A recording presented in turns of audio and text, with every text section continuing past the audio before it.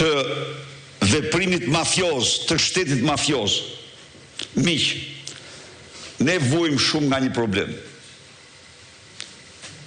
Vujmë nga fakti se nuk realizojmë dot atë që thot Samuel Huntington, që e tha me fjalët e tij Bujari sot këtu. Më e keqja e diktaturave është diktatura e narkosit, e drogës. Dhe e thot në mënyrë eksplicite. Pse? Sepse nuk respekton as një ligj, as një vendim, as një rregull. Diktatura tjetër, diktaturat tjera, ato ligjet këqija dhe rregullat këqija ato i zbatojnë ato. Siç i kanë. Se nuk do t'i injorojmë. Kurse këtu shkel çdo ligj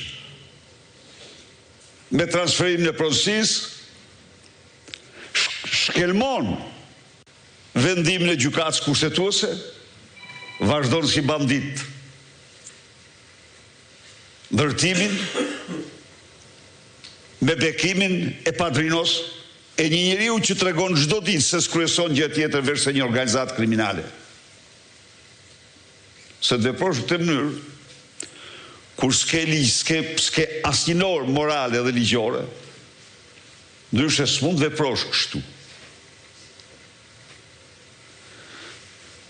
Pra, teatri në mënyrë të padiskutueshme do të rindërtohet siç ishte dhe aty ku është. Dhe unë jap një paralajmërim atij që ka marrë përsipër.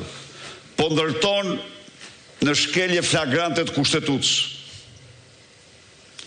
Element delinkuent si Erion Velia që është atje ku është. Dhe i garantoj se atje do shkojë dhe Edi Rama. Nuk mund të shërbejnë ty si justifikim për të pushtuar trullin e teatrit kombëtar dhe ndërtuar parajsën tënde në dëm të kryeqytetit shqiptarëve. Do të kesh një sens në vëzhajin tënde. Ju siguroj se statusi i artistit dhe me përcaktime të qarta do t'jetë një nga ligjet më të rëndësishme dhe të para që do miratohet. Kujtimi përmendi një akt, një vendim qeverie, i cili u dha një trajtim të diferencuar artistëve të operës, të teatrit kombëtar, për fat të keq ai vendim që e gjysmakja, u them unë ju. Sa ai vendim duhet shtrihej edhe për të gjithë artistët në Shqipëri. Për t'i mbrojtur më shumë. Sepse bashkit, në vend se të ndiqnin atë vendim, nuk ishte problem buxheti për shtetin, ishte problem respektimi për arsye sepse ato duhet vareshin nga bashkit dhe qeveria nuk ka të drejtë të ndërhyjë, po qeveria mund të bënte ligje të veçanta në këtë rast, edhe të ndërhyjnë edhe të mbronte edhe artistët në Vlorë, në Korçë, në Shkodër, në Elbasan dhe kudo. Teatrët janë. Aty janë. Artistët nuk u mbrojtën në këto rrethe. Po ai gabim korrigjohet. Do korrigjohet ai gabim. Një tym, një hi, kohe, një bloz kohe, e pamshirë, po bie mbi krijimet gjenjale të artistëve shkrimtarëve shqiptar. Veprat e tyre nuk ribotohen më. Kolonat e tyre u ndërprejnë. S'duhet të ekzistojnë. Asnjë promovim nuk bëhet për leximin e librit. Dramatik ishte një studim ndërkombëtar. Shumë dramatik. Në Shqipëri u gjetën sipas këtij studimi 1 milion shqiptarë që s'kishin lexuar asnjë libër. Asnjë libër. Ku shkojmë kështu?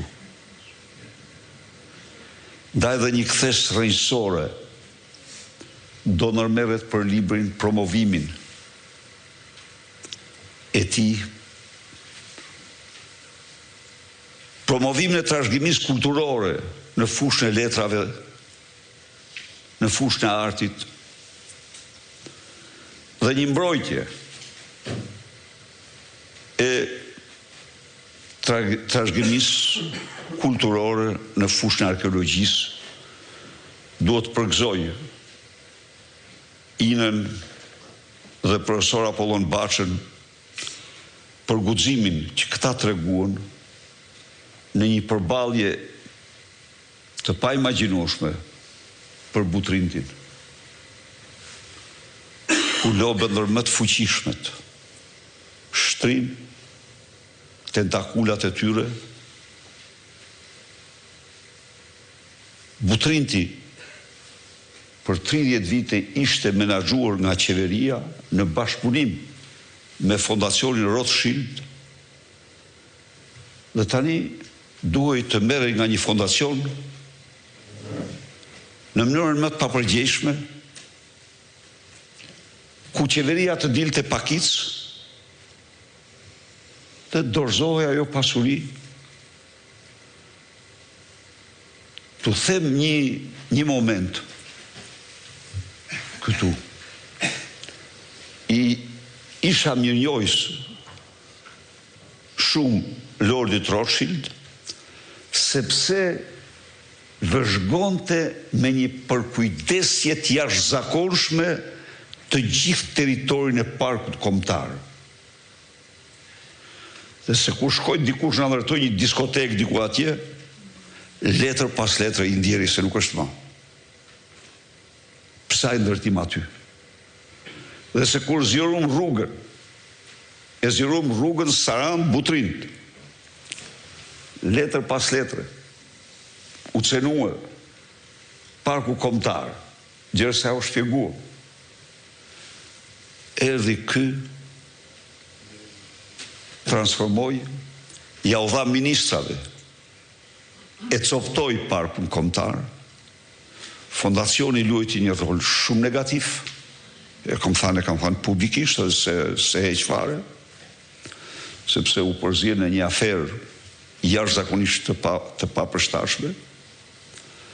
Por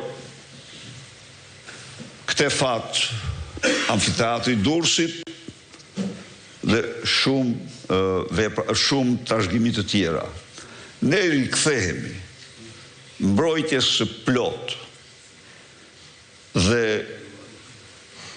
zhvillimit të mëtejshëm trashëgimisë sonë kulturore me ligje dhe financime të përshtatshme.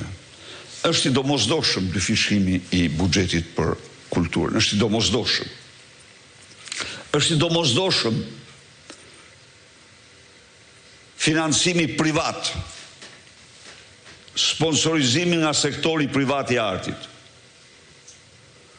Është i domosdoshëm nxitja e ngritjes institucioneve artistike private ka duke forcuar gjithë publiket. Duke forcuar gjithë institucionet publike, por jo duke zëvendësuar institucionet publike me private. Jo. Kjo nuk mund ndodh.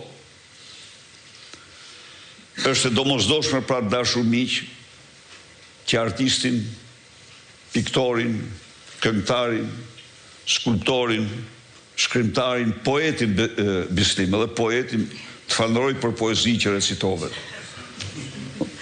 Poetin t'i vendosim në pjedestalin që meritojnë, në qoftë se ne duam një Shqipëri madhështore, po ne jemi të përkushtuar me të gjithë forcën tonë për një Shqipëri madhështore, dhe ju falënderoj shumë.